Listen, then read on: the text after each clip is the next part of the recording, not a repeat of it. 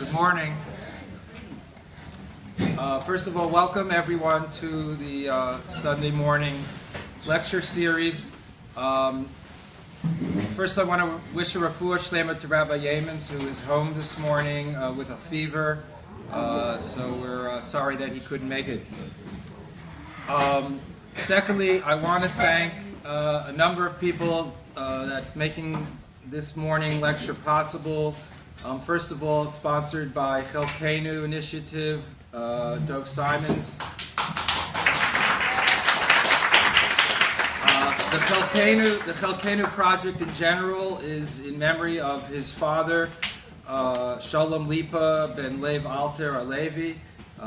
It's dedicated to his memory. We want to thank all the folks that were involved with setting up this morning. I'm going to mention names, but if I leave someone out, please forgive me. Sue Fass, Sue Carey, Mindy Fried and her daughter Leah, Ruth Liebert, Tova and Ellie Sachs. If there's anybody else that... No. And Sherry Bohm, who asked not to be mentioned. Okay. We are very happy to present to you Rabbi Gil's student. I'll just tell you a little bit about him. He is currently the book editor of the OU Jewish Action magazine. He's a former managing editor of the OU Press. He also has had a publishing house called Yashar Books, which he successfully sold. He is one of the original Orthodox Jewish bloggers. His blog was called Hirhurim, otherwise known as Torah Musings. He writes prolifically about the interface between different facets of Judaism, specifically interrelationship between Orthodox Judaism and various factions within Orthodox Judaism. He serves on the executive committee of the Rabbinical Council of America, and he is on the editorial committee of Orthodox Union's Jewish Action magazine. So without further ado, I present to you Rabbi Gil student.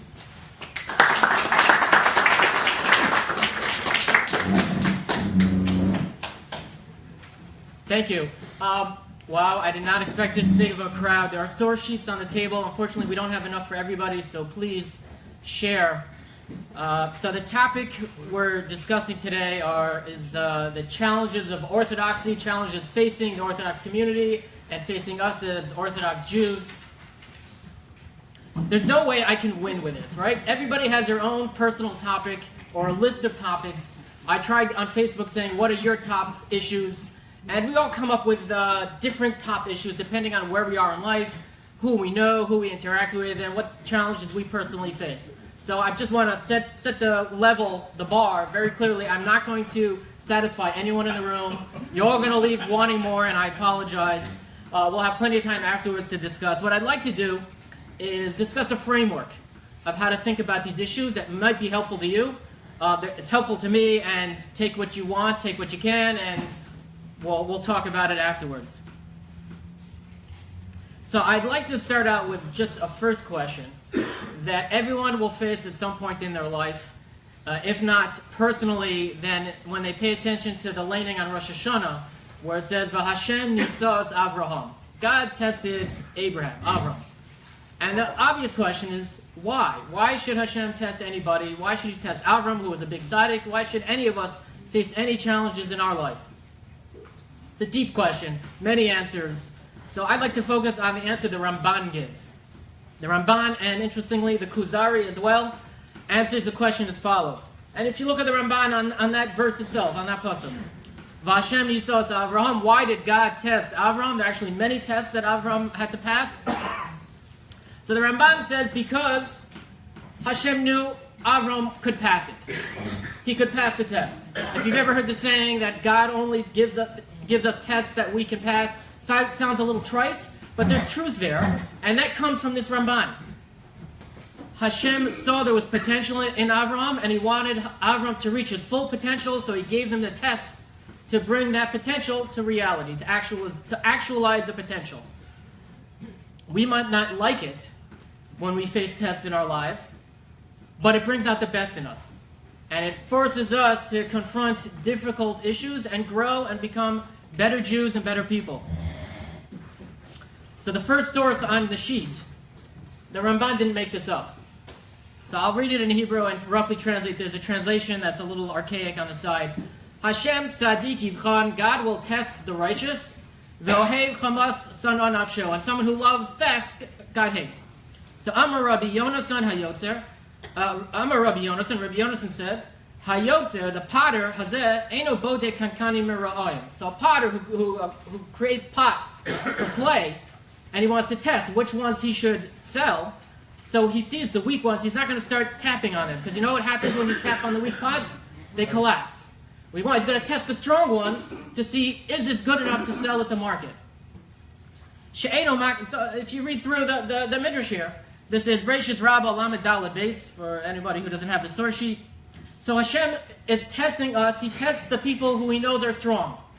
The people who are weak, he's not going to give them tests that they won't fail, because that's just pushing them down, and Hashem doesn't want us to fail. He wants us to pass. So in real life, let's say in the corporate world, or just in general in community life. So who do you give, if you have an important task that you want to get done, who do you give it to? You give it to the busiest person you know, because they're the people who get stuff done. It's in the corporate world. Sometimes you get rewarded for good work by getting more work, right? It doesn't seem fair. In the end, hopefully there's some sort of raise, promotion, bonus, or whatever.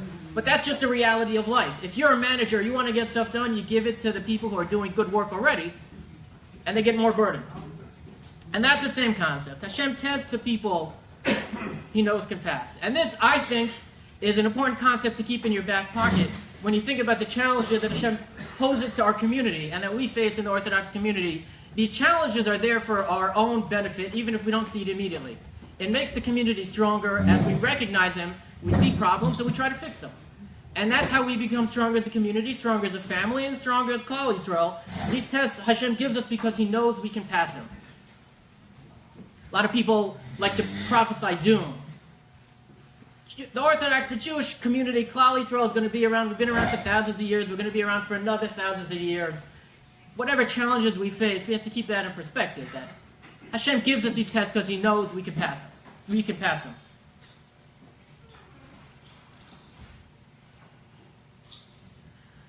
So community. So you're familiar with the concept of a twice-a-year Jew. We say some kind of, because we come to shul every Shabbos, most of us every day, multiple times during the week we're in shul, whether it's for a shir, or for a minyan, or to set up the food. We come for many reasons, and we say deridingly to about a twice-a-year Jew, they only come in on Rosh Hashanah and Yom Kippur, and maybe it's not fair, because the pasuk says, it's in the Haftarah that we read on fast days, Dirshu Hashem b'hi matzo, seek out God when he can be found. And the Gemara says, when can Hashem be found? That's the 10 days, starting with Rosh Hashanah and ending Yom Kippur. So when should you seek out God? Rosh Hashanah, Yom Kippur. That's twice-a-year Jew. So the Gemara asks a kasha. This is the second source. This is a list of questions posed to Yeshayahu HaNavi. The Gemara has. One of them is Yeshayahu was the one who said, Yishru Hashem Himatzel, seek out God when he can be found. And they say, but Moshe Rabbeinu said, Mi Kashem Elokeinu b'chol koreinu ha'ilav. Moshe Rabbeinu said that Hashem is there for us all year round, not just twice a year. But Yeshayahu says only in those 10 days, Rosh Hashanah Yom Kippur. So how could it be? So the Gemara answers, Ha b'yochid, ha b'tzibur. For an individual, it's very tough to reach out to Hashem. And during that unique period of time, Rosh Hashanah Yom Kippur, so that's when we as individuals can reach out easily to Hashem. But in a community, any day of the week, any week of the year, Hashem is there for the community. That's what the community gives to us. If we're stuck on our own, trying to daven, we live in Alaska and there's no shul within 50 miles, so then it's a little tough. We are on our own to inspire ourselves, to get the davening going. You know, you're tired in the morning, you show up in shul, and then you get into the rhythm of it. If you're on your own, you don't have that rhythm, you have to create the rhythm yourself. It's very hard. The community gives that to us.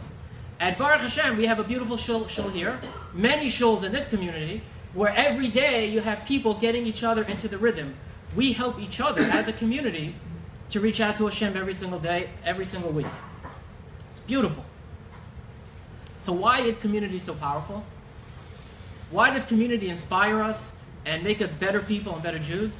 So there are multiple reasons. The Ran, Rabbeinu Nisim in Spain, so after the Black Plague decimated Europe, he gave a series of sermons to encourage the Jewish community, what remained of the Jewish community after the Black Plague. It's published in a sefer called Drashos HaRan, the Sermons of the Ran, and it is, in my opinion, one of the most accessible works of medieval Jewish philosophy. It speaks like a drasha, like a midrash, like all these psukim, doesn't use obscure terminology. It's very inspiring, very relatively easy to read in Hebrew. I don't know if there is in English. So in the very first drasha, he asks this question: what did the Dor Haflaga, right? They're trying to build this Tower of Babel, reach up to the sky. What did they do wrong? The Torah doesn't actually mention a sin there. There's no sin. So all the commentators work hard to figure out what the sin is. Why would they disperse? What did they do wrong that they had to be dispersed throughout the land? So he suggests as follows: every individual has flaws and has positives, benefits, unique good attributes and bad attributes. So on our own, we're good and bad, right? We try to emphasize the good, and when you put everybody together, so if you're all trying to do something bad, so all the bad traits in everybody, someone is an evil plotter, someone is very sinister in getting things done, all the bad traits of everybody combine to create one big group of badness, of evil. Evil is not a bunch of evil people. It's a bunch of regular people who get together and combine, get each other, do evil. I mean, what do they call it? The banality of evil, referring to the Holocaust? Most of these people weren't evil. It's just everything bad in them came out when they combined together. So the Ram says, why were they dispersed? When they got together to do evil. They didn't actually do anything wrong. But Hashem had to disperse them before they were able to do terrible things. That power of evil together was just too powerful. The Ran says the same thing with the community when people get together to do good. I'm not a tzaddik. Maybe someone in this room is a tzaddik. I suppose most of us are not tzaddikim, but the good in us is emphasized and combined when we all get together in one room together to do good. That's the power of a community. We're all flawed, but when we combine our good traits together, we can get amazing things accomplished. When I was in school, I grew up in the 80s, and there were like these television commercials, don't give in to peer pressure. Right? There were all sorts of, in those days, I don't know what they have nowadays. No, there were all sorts of television commercials, some by the Mormons, and some by Don't Tell a Lie. There were all sorts of wonderful, good, wholesome lessons, and one of them was don't give in to peer pressure. Why not? Because my mother always says, if everybody's jumping off the George Washington Bridge, I grew up near the George Washington Bridge, everybody's jumping off the bridge, you're going to jump off also? No. But there's a positive aspect to peer pressure. When Rabbi Yochanan was dying on his deathbed, this is the third source, Brachos Chavches Amud Beis. Ukshirchala Rabbi Yochanan ben Zakkai, Nichnesu Talmidov Levakro. So his students came to visit him, pay him a last visit, hear some last words of wisdom for the Rebbe. Amar lo Rabbeinu Barchenu, give us a last bracha, a last blessing, the last time we're going to see you. And he said to them, Amar lahem yehi ratzon, Shetei Shamayim Aleichem, may be the will of Hashem that your fear of heaven should be Kemora Basar V'Dam, like your fear of other people. And they said, Amr Lo Talmidov, Adkan, that's it? Really? You can't give us more? Shouldn't our fear of heaven be the most powerful fear ever? Hashem is all powerful. The gateway to Gan Eden is through Hashem, and all we're supposed to do is be scared of him like our neighbor. So answered Rabbi Yochanan, Halavai. Teiduk she'adam over avera, when someone does something wrong, Omer shelo yirani adam. I hope nobody sees me. You know who always sees you? Hashem always sees you. The peer pressure can also work in a positive way. And in a community, let's face it, sometimes we have all sorts of pressures. We don't want to be seen going into that restaurant. We don't want to be seen doing something, being in some inappropriate place. But you know what? Hashem's always watching. But halavai, we should take that peer pressure, that community pressure, to do good. I live in Brooklyn, and the peer pressure there is very often overwhelming, and people complain about it. And they're right. Keeping up with the Joneses, the Schwartzes, whatever you call it, I'm not a fan of that. I don't have fancy suits, fancy cars. I'm not a fancy kind of guy. I don't believe in that whatsoever. However, the bulk of peer pressure is to go to shul every morning, to do mitzvos, to make sure that our kids go to yeshiva, and wear yarmulkes and tzitzis, and all sorts of good things. Peer pressure can be bad, but it could also be very good. And that's a very powerful, our community is the envy of the entire country. I speak to a lot of Christians, and they're struggling. And they look at the Orthodox community and they say, this is incredible. You're tight-knit. You all reinforce positive aspects and attributes in each other. They want to imitate us. It's a beautiful thing. It changes my perspective on the community. So before we start speaking about the challenges of Orthodoxy, I'd just like to point out a few of the positives. Number one, and from here, by the way, the challenges come very quickly. Family-oriented. Beautiful.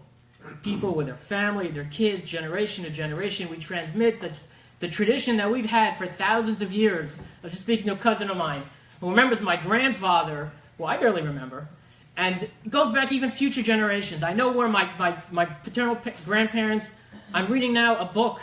I read it in Hebrew, it was translated to English. Still alive, someone who remembers the shtetl my father's parents came from in Poland. And he's going detailed. He remembers the shoemaker. He remembers this guy. It's incredible. And I can give that. I don't usually talk about my family in public, but I'll tell you, I recently had my first grandchild born, a granddaughter. Thank you. This book is going to my granddaughter. Think of all the generations that go through there. And I'm a young man, but because there's a family orientation in the community, I got married young. My daughter got married young. And it's a beautiful, wonderful thing. And I'm not trying to brag about my family. It's look around in the community. It's beautiful. We manage in this day and age where society is collapsing around us. We manage to have kids and grandchildren who are wholesome, who are loving, who are respectful. My kids are not respectful 100% of the time. I'm not. But you got to have perspective a little bit. It's beautiful. The minute you have a child, your perspective changes. Because instead of it being all about you, it becomes all about them. No one is ready to become a parent. I was terrified. Every first-time parent is terrified. You cry. How am I supposed to tell anyone tell anyone what to do? I'm not perfect. I've got all these flaws. But you know what? The minute the kid is born, it makes sense. You figure it out. It comes naturally. And it's beautiful, and it changes your perspective. Number one. Number two, education. I tell my coworkers, I work in insurance, and I tell my coworkers that my kids learn Hebrew when they're 4 years old, learn to read Hebrew before they learn to read English. Their minds are blown. I sit on the subway, I live in New York, I sit in the subway, and I have a Hebrew book open to me. I cannot tell you over the past 20 years how many times someone non-Jewish says, is that Hebrew? Wow. I've always wanted to read the Bible in the original. And sometimes it rarely actually is a Bible. Usually it's something else. But they're amazed. The education that our kids can read Hebrew. Okay, we live in the Art Scroll age. I didn't grow up in the Art Scroll age. But even still, they learn Aleph Beis before they learn the ABC. And that's been going on for thousands of years. And with all the complaints we have about our schools, and I just mentioned Art Scroll, my kids don't have the fluency in Hebrew that I do. It's still remarkable.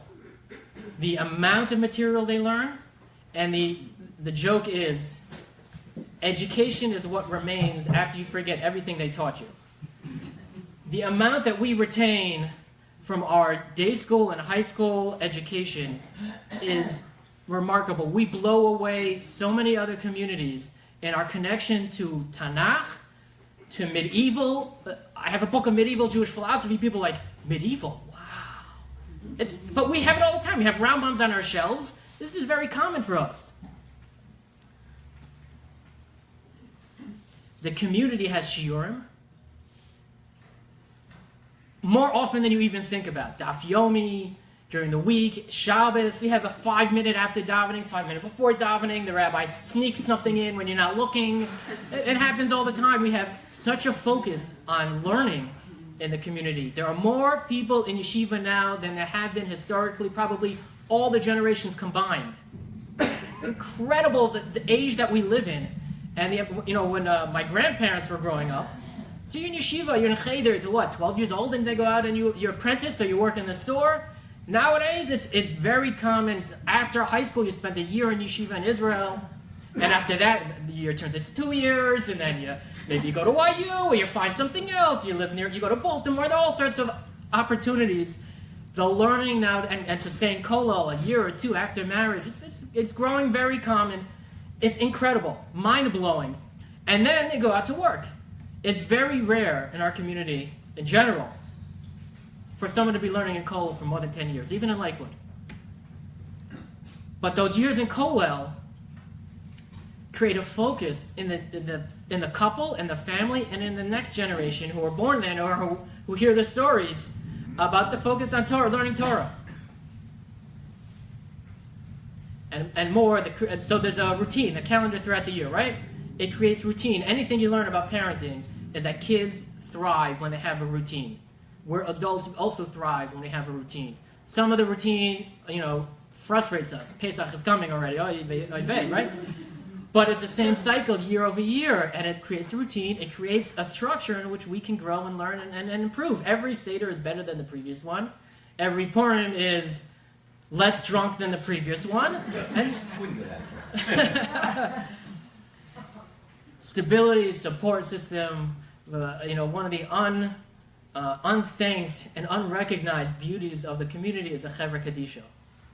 We should never need them, but we all do at some point in our lives. And they're there for us all the time. Day, night, my brother-in-law never sleeps. He's on the Chevra Kadisha. Sometimes the whole night, he'll be going from one Tara to another and then go to work in the morning straight. This happens in every community. And it has to happen. And it's a beautiful thing. We take care of our own. We take care of each other in the community. Okay, that's not what you came to hear, though. So I'd like to give you a general idea that helps me a lot when dealing with particular problems and with just understanding philosophically, theologically, hashkafically, Torah and the challenges that we face. This is source 4. It's from Mori Nevuchim. Chelik Gimel, Perek Lamed Daled. If you don't know this idea, this will blow your mind. Ma shetzarich shetedu, what you have to know, Gamken shehatorah lo sabi ledavar hazar v'lo siya hatorah kefi inyan hamuat. The Torah does not look at the unusual occurrence, at the minority, at the exceptional case. Aval kol ma sheyirtze lelamdo midas o mida o maisa moel. Anything that the Torah tries to teach us, whether it's information, whether it's a positive attribute, or whether it's a good action, some sort of good act that will help us. It looks at the majority of people and tries to fit it into their lives. The Torah does not look at the minority, at the unusual case, and not to the damage that the Torah can do to an individual. According to this idea or this practice, this Torah practice.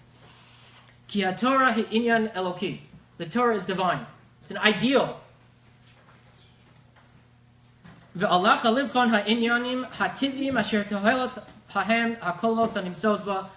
the laws of nature. Let's go out of here. I'll give you an example. Think of the laws of nature. The laws of Torah, they're like the laws of nature. If you live in Israel, what you want most is rain. If you live in the Middle East, water is so important for you to drink, for the animals to drink, for the fruits, for all the crops. Nothing can function in the world, and particularly in the Middle East, without water. If you're traveling on a dirt road in a wagon when it's raining, water is bad for you. Water, you curse out the water. Same with Torah. Torah applies to the majority of people in the majority of circumstances, but there are exceptions. There are people. So men put on tefillin on their left arm, right? If you're lefty, you put it on your right arm. What if you only have one arm? What if you have no arms? There are people like that. In my shul, there's a blind man. He was never tzaddik. Wow. I mean, we're so lucky, privileged to have him in our midst, in our shul. He never learned how to put on tefillin, and he can only put on tefillin when he comes to shul, and someone puts tefillin on him. And if he misses Shacharis, he comes to shul for mincha, and someone puts the tefillin on him for mincha. So he's an exception. But still, we are all obligated. I remember Rav Aaron Soloveitchik had a stroke in the early 80s, and he lived till the late 90s. I used to daven behind him in yeshiva when I was in YU. Someone would put tefillin on him, on his left arm. He would scream in agony. The pain he had from having someone put tefillin on him. But he did it anyway. The Torah didn't work for him. But he stuck with it anyway.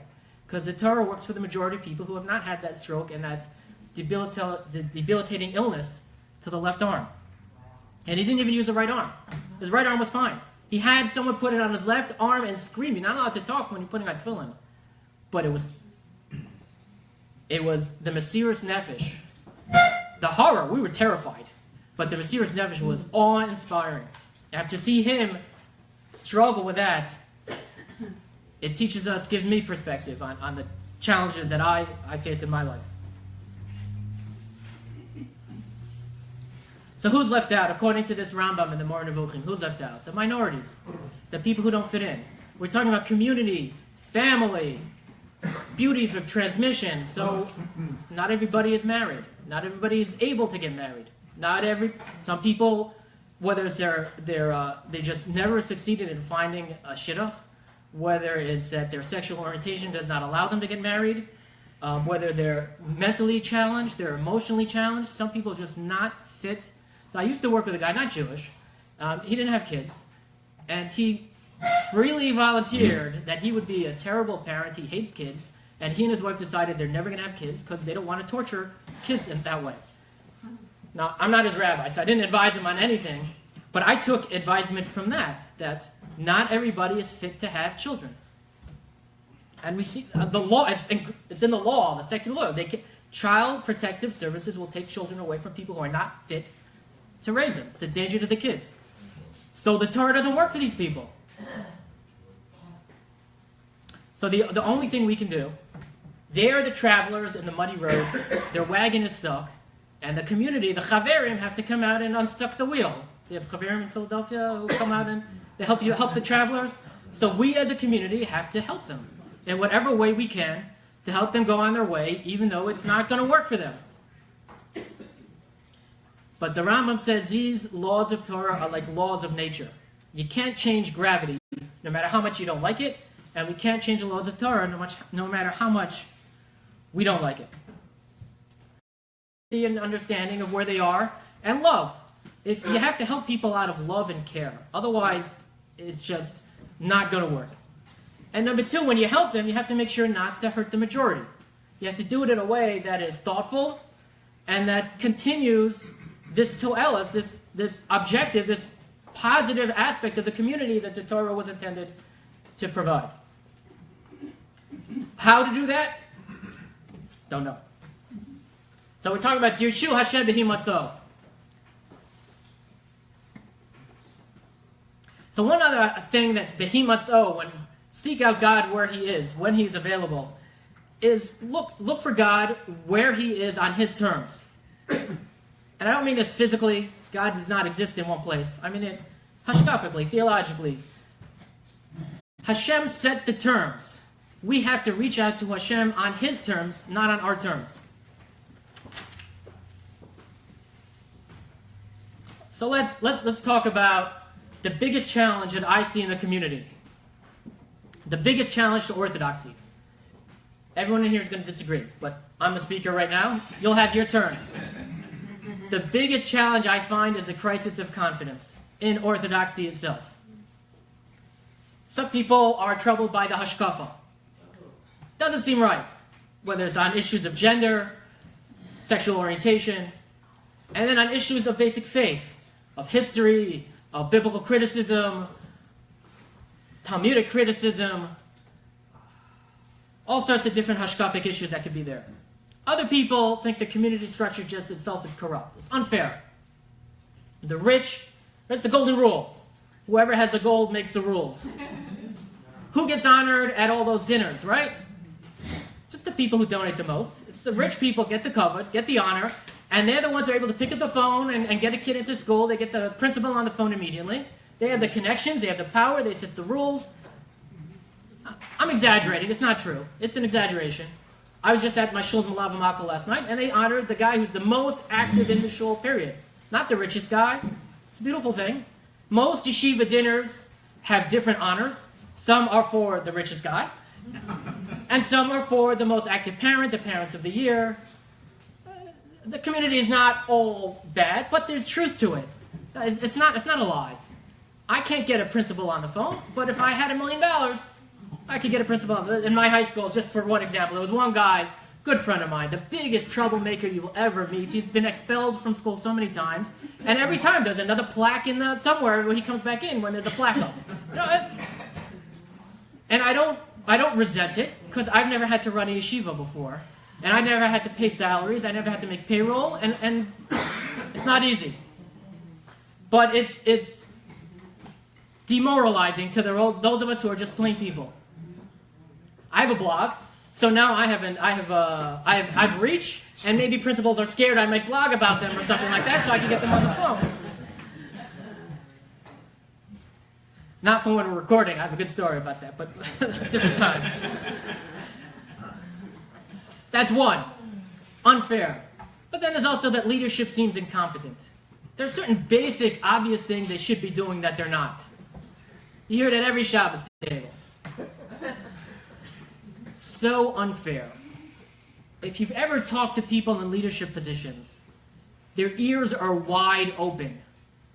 They say, tell us your ideas. And honestly, if anything you get from this talk right now is when you leave, if you have a good idea, call someone up, send an email to someone at the OU, at the whatever, the Vada Rabbanim, or whoever you're trying to advise, they want to hear it. But think it through, please. Most people have ideas that are completely unrealistic, unthought through. If you're in a leadership position, you have to think, what's coming in a year, 2 years, 5 years? What's going to be the result? If you play chess, you understand. You can't just move a piece. You just move a piece here, move a piece there. You're done in three moves because they'll checkmate you immediately. If you're in a leadership position, you have to be thoughtful. You have to understand all the different constituents, all the gives and takes, and what comes next. But I tell you, I personally got a job in a community organization by sending criticism to one of the head people. That's how I got a job. I worked at the OU. I would occasionally email Rabbi Ganak and say, I think you handled this wrong. And he said, call me up. And we talked, and we talked it through, and he said, no. Sometimes he said yes. Sometimes he said, write it up, let me see, think it through. And you know what? He liked it. We had a good rapport. He liked my ideas. He hired me. And we argued almost every day. But they want to hear these ideas. They're not all powerful. They're not all knowing. They're not all thinking. They're open to ideas. What they're not open to is kvetching. Kvetching takes a lot of time. It's not productive at all. If you have ideas, think how it can be implemented. Be productive. And now I'm not saying everyone in a leadership position in the community is wonderful. They're not. They're not. Some people are horrible. Some people have gotten there through nepotism, through money, or whatever. But there are plenty of good people who want to hear. You have to deal with the good and the bad. Be realistic. Everyone in this room can be a community leader in your own way. But putting that aside, and when the recording's not on, I could give you a list of complaints about people who are doing things wrong and what I think they should be doing. And you know what? It's not that I'm necessarily right on any of these issues. It's when you pack them all together, it just creates this lack of confidence and this demoralization, like everything is horrible. Let me read to you something. I just read this, came across my desk about a week ago. Nowadays, everybody writes their own personal story and publishes it online. You know, you get into the newspapers and things like that. I'm not a personal story kind of guy, but people love this. So this is one person's personal story. His conversion and his learning. He went to yeshiva, and then he got disillusioned. So listen to these 2 paragraphs. The idea behind Orthodox Jewish law, as I have come to understand it, is that the contemporary consensus of rabbis determines the will of God. So I disagree with that off the bat. Fine. Yet here I saw what my own conscience and intellect declared to be wrong-headed, harmful legal decisions. This was not the only example, of course. I was disturbed by many other decisions the mainstream rabbinate was making with regards to agunot, women's participation in synagogues, as well as conversion standards, among other pressing issues. I came to the inescapable conclusion that the rabbis could not be trusted to follow the will of God and the intent of the Torah, or even to honestly follow the precedents of rabbinic tradition without their decisions being tainted by politics. It's all about politics. And from this followed another, more disturbing conclusion. If the rabbis of the present could not be trusted, why should I trust the rabbis of the past, who created the whole framework of Orthodox life? Within about 2 months, I had abandoned Orthodox Judaism and any plan to be a rabbi. So this is someone who was all focused on what's wrong with the community. If you read the headlines of the newspapers, that's all you get. It's horrible. It's bad. It's not social media. Don't let people tell you social media is ruining it. Over 100 years ago, we had yellow journalism. When I was a kid, there was no social media, but the headlines of every newspaper anywhere was how terrible it is, how horrible it is. You know the old joke of in Germany before the war, someone was reading the Nazi newspaper, a Jewish person, and Yankel came over and said, Moshe, why are you reading this? He said, well, if I read the Jewish newspaper, everything's wrong. If I read the Nazi newspaper, the Jews control everything. So if you read the Jewish newspaper, thing after this is wrong, that's wrong, and it just destroys us inside. And what we need to do is to keep perspective that, first of all, not every story in the newspaper is right. It's designed to sell stories. Scandal sells. There are scandals, but for every scandal, there are dozens and dozens of wonderful schools, wonderful rabbis, wonderful people, wonderful teachers who are doing everything right, but they don't get in the newspaper. And when you allow it to chip away at you like that, it chips away not only at your faith in the community, it chips away in your faith in Chazal, in everything that's sacred in life, in the Torah, and in Hashem. So I'm not saying ignore the scandals. Chas v'shalom. I'm not saying ignore the things that are wrong. We need to fix them. I'm saying keep perspective. The crisis of confidence is debilitating. But when you think about it, when you take a step back, you say, I love my community. I love my shul. I love that we could get 70 people out on a Sunday morning just to hear some schnook from Brooklyn come talk. It's beautiful. If we take away this language of crisis, we can actually manage with a lot of these problems. So let's take the case, the off the derech crisis that we have. I was speaking about a year ago at an interfaith Christian-Jewish gathering, and I said the best estimates are that the Orthodox Jewish community loses about 15 to 20% of its youth. The jaws dropped. They said that's incredible success. They can't believe it. In this day and age, that any community could have that success with the wealthiest society in the world that we live in. We live in the flesh pot of the world with every joy and pleasure is available to you, and we managed to keep 80 to 85% of our youth. And we talk about it as a crisis, because you know why? I believe in an neshama. I believe in an olam haba. And if wild psak halacha in the Shulchan Aruch, if someone is going to leaving the community on Shabbos to convert to Christianity, to leave observance, pikuach nefesh, you can violate Shabbos to save them. This is halacha l'maisa today. If you can stop someone from leaving Torah observance on Shabbos, violate Shabbos. Every rabbi will tell you that. Circumstances vary. Don't exaggerate things in your mind. You need someone with a measured perspective to guide you on that. But for sure, because this is matter of life and death. Neshama is real. Olam haba is real. If I daven with tears throughout the years for my kids that they should remain from. And everybody should do that. Tehillim. My wife's Tehillim is full of tears. I'm a Litvak, so for me to say Tehillim is very hard. My son was 3 years old. He had a surgery in the hospital, and I was in the waiting room. One of these in and out on one day, right? Everybody's there sitting Tehillim, and I didn't understand. I had a Gemara in front of me. And That was how I reached out to Hashem. But sometimes I do say Tehillim for my kids. I daven, I cry. We should all cry for our kids that they should remain from. Whether to the right, to the left, they should be on the Derech Hashem. It's a tragedy when any one person leaves the Derech Hashem. But let's keep perspective. When my parents were growing up, even before that, Chaim Nachman Bialik, one of his great poems, Kulam Nasa Derech, Kulam Nasa Derech. He's sitting in yeshiva, and he writes a poem. I usually know it by heart, but I'm lost my train of thought. Levadi. Kulam Nasa Haruach, Kulam Shachaf Ha'or. Everybody's leaving the base medrash to be socialist, communist, going off the derech. They maybe had a 10-15% retention rate, 80 to 85% leaving Orthodoxy. My grandmother used to tell me about Poland between the wars. Very rare to see a kid who continue Hasidic parents. I see my great-grandparents, the pictures of them, the long beards and the hats and the this and the that. Most of the kids went off. We are lucky. We have tremendous, we talk about this off the derech crisis. I think of it as a huge success. And many of the kids I see in Brooklyn, after 5 to 10 years, they come back. My brother-in-law's friends, almost all of them, did all sorts of bad things I don't want to know about. That's what he kept telling me. You don't want to know what we're doing.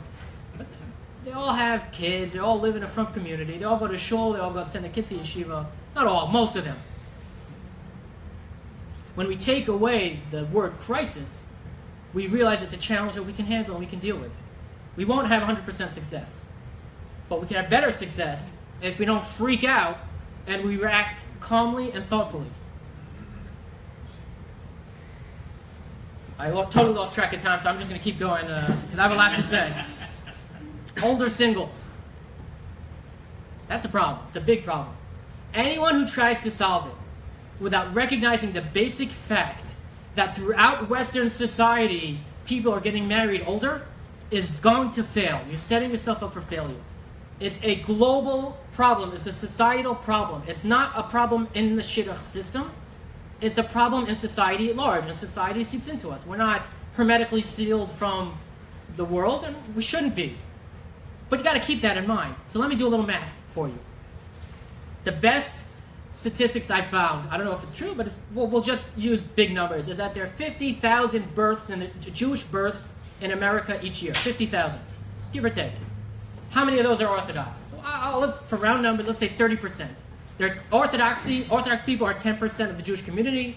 Let's say we have more kids, let's say 30%. 15,000 Orthodox kids a year. How many are modern Orthodox? Let's say 25%. I think that's high. Let's say 25%. So that's between 3,000 and 4,000. Let's say 4,000 is a very high estimate. 4,000 modern Orthodox kids are born a year. We'll work with that number. How many are boys? How many are girls? 50-50. 2,000 girls and boys born a year. Okay, so how many are modern Orthodox machmir? Which means they're very strict in Shabbos and Yom Tov and Kashrus and Negiah and Tznius and all that. I don't know. So let's say 25%. So now we're down to 500.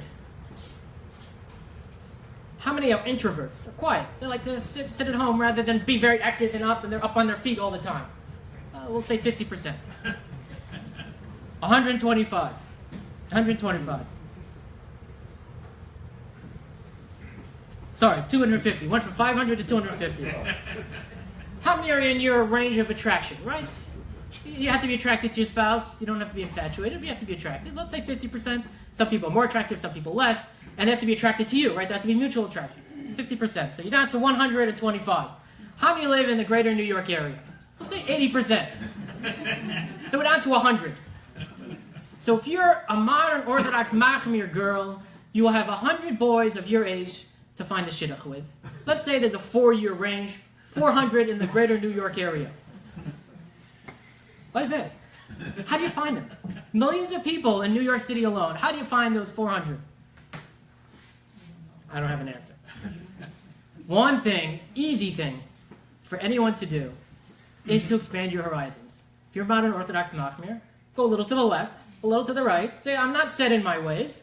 I could be a little more yeshivish. I could put on a black hat if I need to. I could put on a knitted yarmulke if I need to. I don't really care. As long as I set up a family that's from and observes the mitzvahs the way I like to, that probably triples or quadruples your possibilities. Now, it has to be on both sides. The girls and the boys both have to think that way.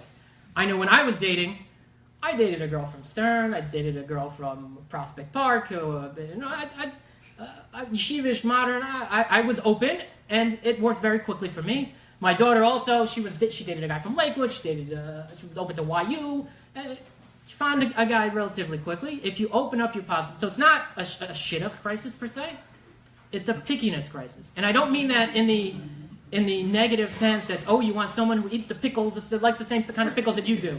That's terrible, horrible, or the same tablecloth that it needs to be, whatever. I'm not talking about that at all. I think most people are sane.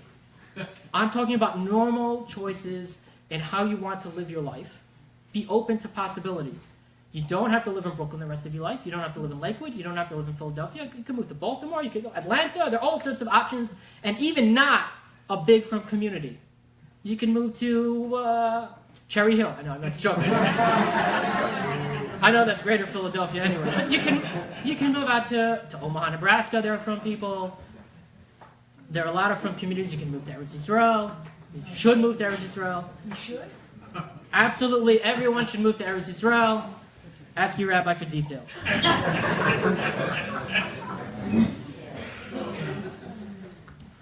So let's we have two more sources here. We don't have much more time. So I'd like to pose a question for you. The pasuk says, "Emes me'eretz titzmach."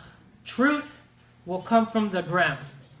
So a simple kasha, not really a good kasha, but it also says, "Hashamayim shamayim la'Hashem v'aretz nosan livnei adam." So the heavens belong to God, and the earth belongs to us. So we all know truth, the ultimate, indisputable truth, is the Torah, which comes from heaven. So how can it say that truth comes from the ground when the ground is for us, not for Hashem? There are many ways to answer it. It's not such a great kasha. I'd like to answer it as follows. There are two types of truth. There's theoretical truth, ideal truth, ideas that are true, and then there's practical truth. So what does practical truth mean? So I'd like to spend the rest of our time discussing that. There's a challenge that the medieval philosophers faced that only a medieval philosopher could care about. And that is, how can we describe Hashem in any way using any terms? Rachum, Chanun, Merciful, full of grace. How could we even say that? How could we say God is full of chesed? Hashem is indivisible. You can't, therefore, any attributes imply that he is divisible into different parts. Right, okay. Doesn't really bother any of us. But that was a big kasha, and then that was a kasha. And there are many different answers. The Rambam ends with his famously complex answer that anytime we describe Hashem, we're really describing the opposite of what Hashem is not. There's another answer, many answers. One answer is that when we describe Hashem, we're describing Hashem's actions. So just we say Hashem is merciful, it means his actions show mercy. When we say that Hashem is true, Chosma shel HaKadosh Baruch Hu is emes, Hashem's seal is truth. It means that Hashem acts, his actions display truth. So our actions should also display truth. And in that way, the truth will come from us when we act with truth, even though the ultimate truth of Torah comes from Hashem.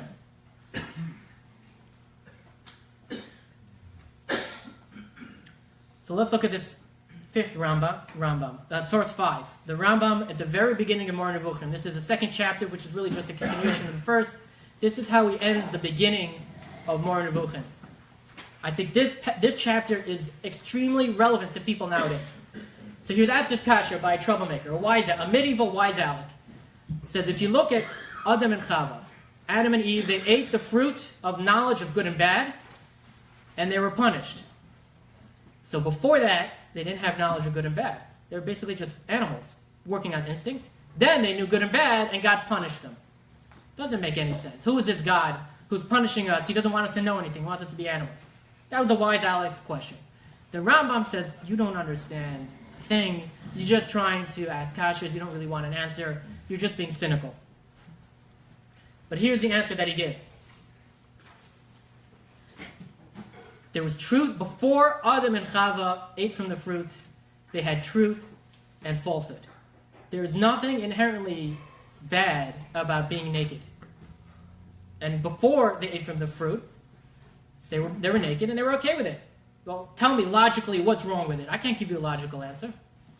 They were pure, logical people. Their desire caused them to eat that fruit, and when the desire took over, they became biased. They were only interested in good and bad, what's pleasing. And nakedness is pleasing, it's not pleasing, it's inappropriate, so that's bad. Once they ate from the fruit, Christians have this one idea of original sin. For us, original sin is taking bias and being led by our biases to misunderstand truth and false. And then everything is based on consensus. What's inappropriate? Well, you know what the Supreme Court said. I know it when I see it. That's pornography. I know it when I see it. It's based on consensus, on what we think, what we agree. And there's nothing wrong with that. That's what we live in. If we were true people of logic and reason, we would be able to prove it logically. There's good, and there's truth, and there's falsehood. But we're tainted for life. We are all biased people. And you don't need me to say this. I'm not an expert on science. I'm not an expert on postmodernism. If you read any article, they'll tell you even the scientific method is biased. What hypotheses get tested and what don't? That's a bias. A lot of these, aside from the fact that many supposedly repeatable tests and repeatable studies are not repeatable, that's a separate issue. But there's an inherent bias of what gets funded, what research gets funded and what doesn't. And that's with science. With everything else, literary criticism. That's pure speculation and what seems right to us. And with our biases, we're not at the apex of logic and reason. None of us are Mr. Spock.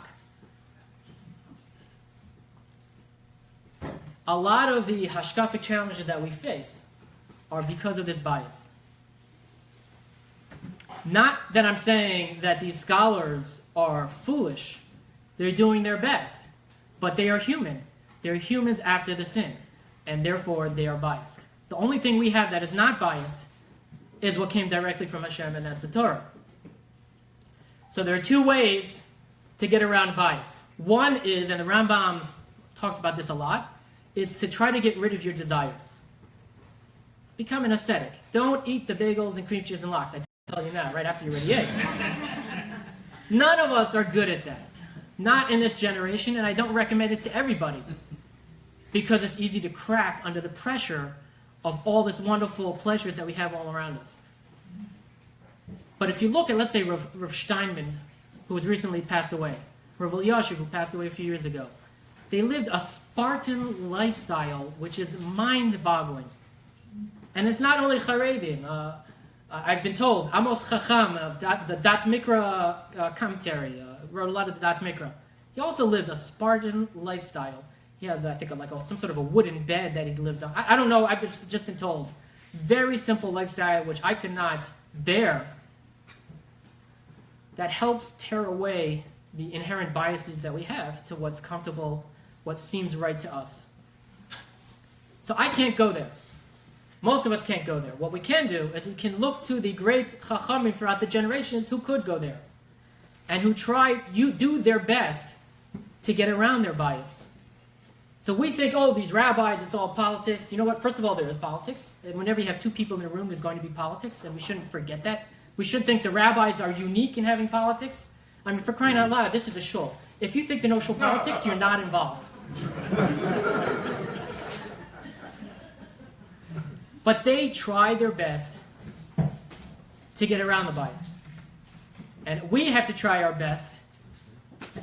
Part of that is talking to others. If you see a lot of the responsa from the 20th century, very often when there's a controversial subject, they say, I think this is what the right answer is, but I won't officially paskin, I won't officially rule till I hear from other people, some of my colleagues.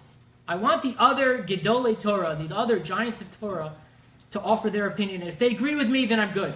But if I'm the only one going in this direction, I'm worried.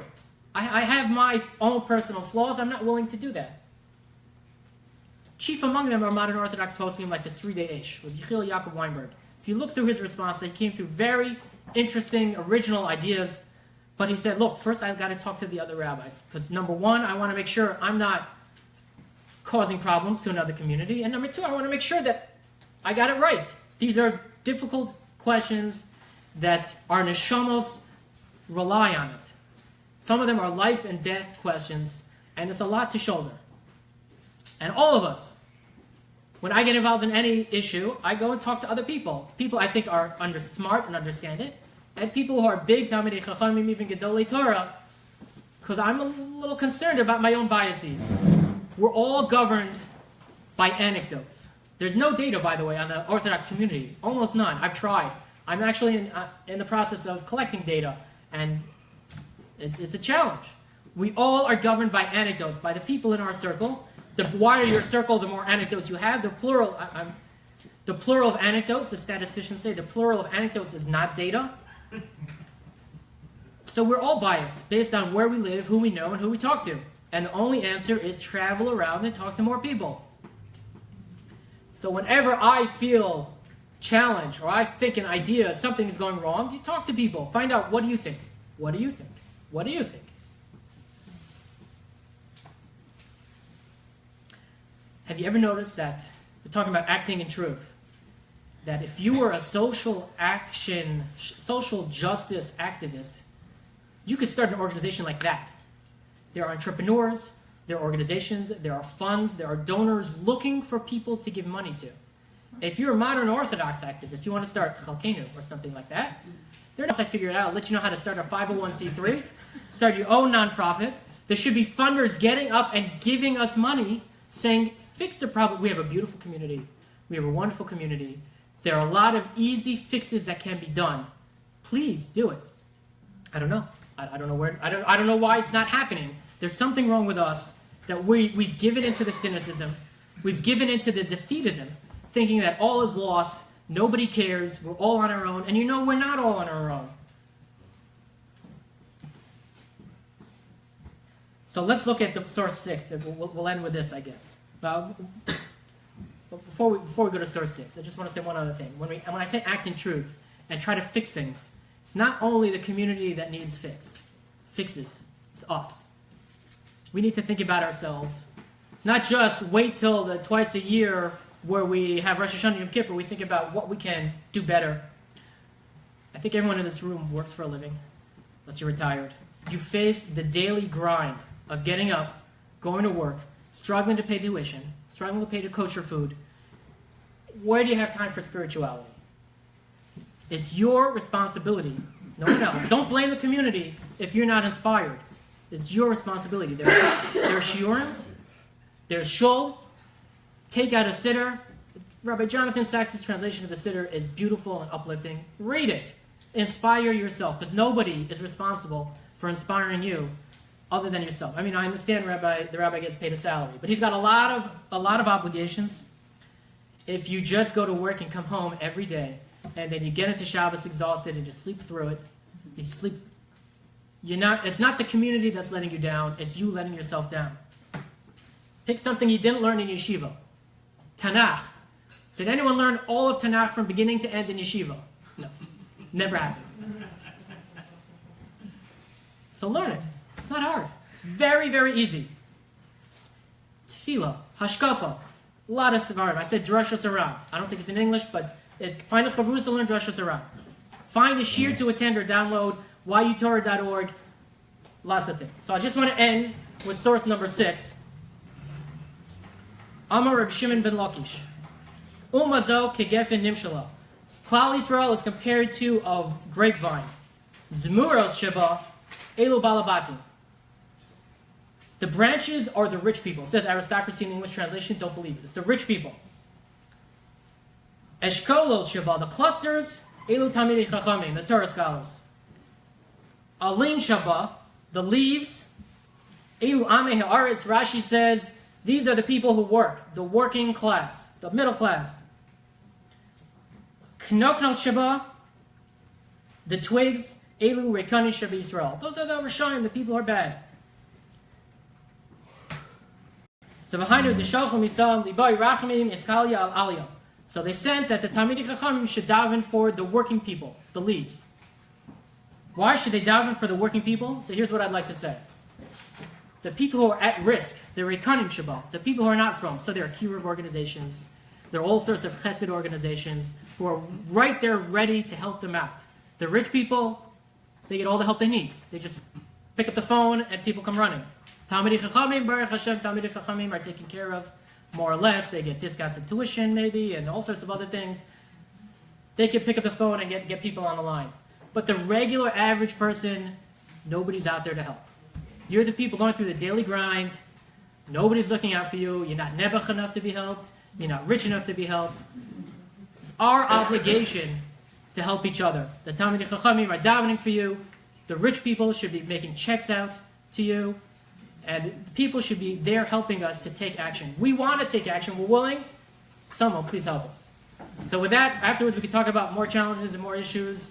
Do we have, after benching, maybe we could have time for questions? Unless you want to do some questions now. I want to do questions now. I just want to mention that I've recently published a book, Search Engine, which is in the back. Feel free to take a look and buy it. It's at a discount here. You can buy it online as well. Does anyone have questions? Anyone want to ask something, say something? Please, yes, Mr. I Baum. think part of the problem that Orthodoxy is facing is that we're so concerned about looking over our shoulder and to be accepted. I completely disagree with you, but I also fully agree with you. So the point was that we're too busy looking over our shoulder. And it's true, we should have confidence. We should recognize that we have a Masorah, a tradition, modern Orthodoxy in particular, Orthodoxy in general. We have nothing to be ashamed of on the one hand. On the other hand, we believe in Klal Yisrael, which means we have to take care not to offend other people so that we can remain a unified to some degree community. Doesn't mean we have to give in. We don't have to be the suckers. There's no mitzvah to be a sucker. On the other hand, sometimes you got to compromise and you got to give them room to be with us, and they have to give us room to be with them. And sometimes it works on a personal level. So on the one hand, you're absolutely right. We have to be confident and we have to be assertive, because otherwise we'll get railroaded. We'll get steamrolled. On the other hand, we have to be welcoming and opening to people on our right and on our left.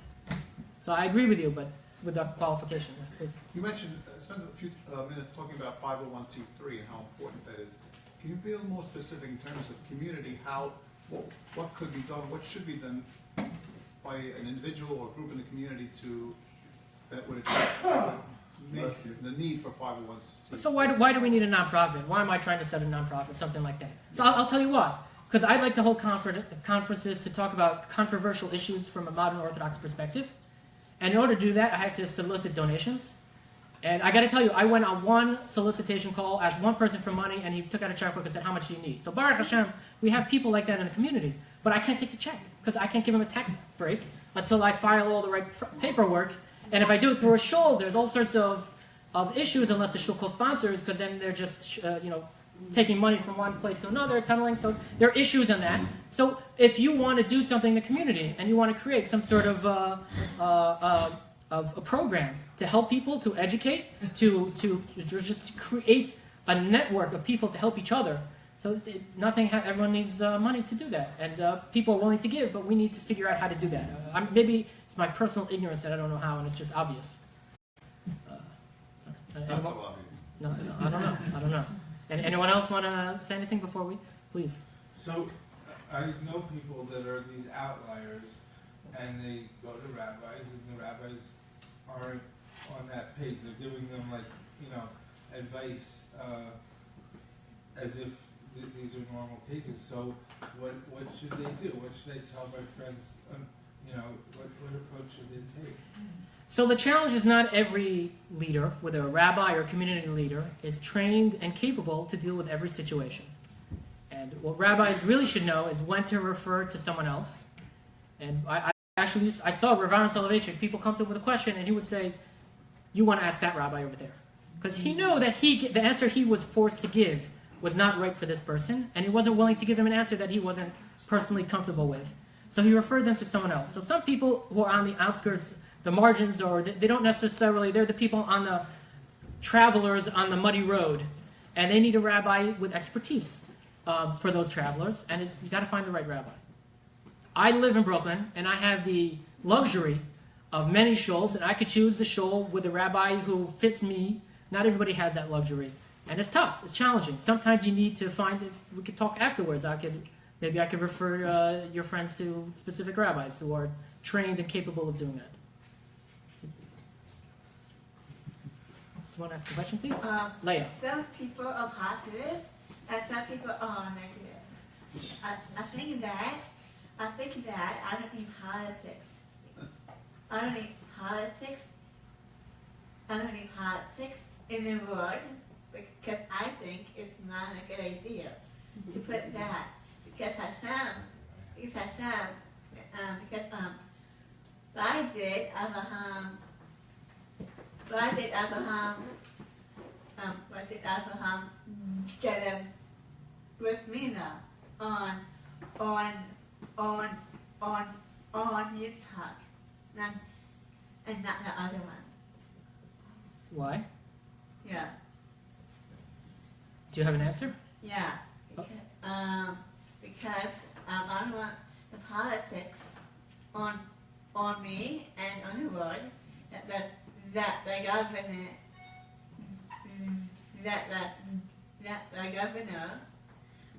says that why should we need politics in the world? Wow. Leah, beautiful. She summed up everything I tried to say beautifully. We should be positive. We shouldn't be negative. And when you're positive, you can solve problems in the world. Thank you very much.